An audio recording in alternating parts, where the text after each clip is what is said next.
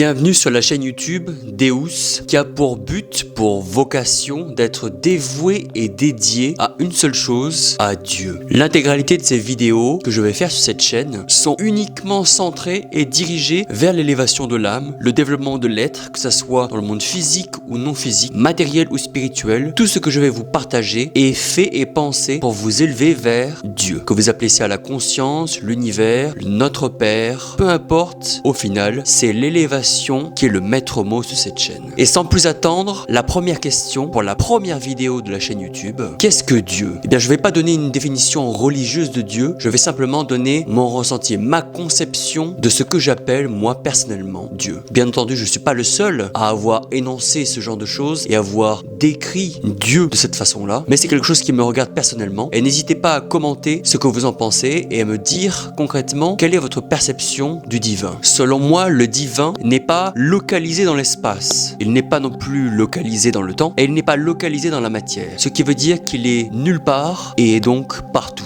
Ça, c'est un point très important et selon moi, c'est un point essentiel de la définition que je veux donner du divin. Il est en dehors du temps, de l'espace et de la matière. Il est donc nulle part et par conséquent, il est partout.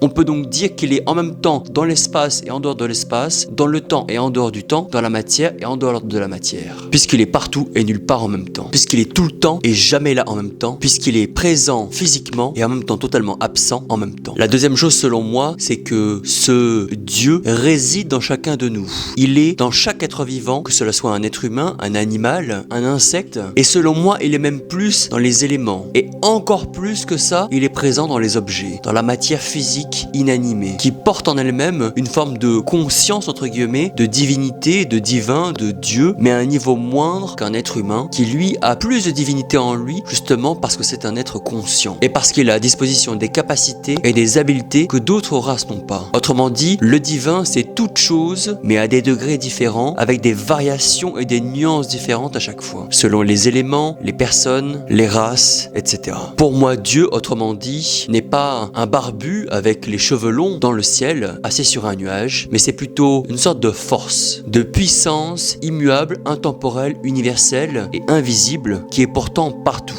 tout le temps et avec tout le monde. Il est là, même chez les plus grands crapules, même chez les plus grands intellectuels, même chez les athées, chez tous, tout le temps, partout.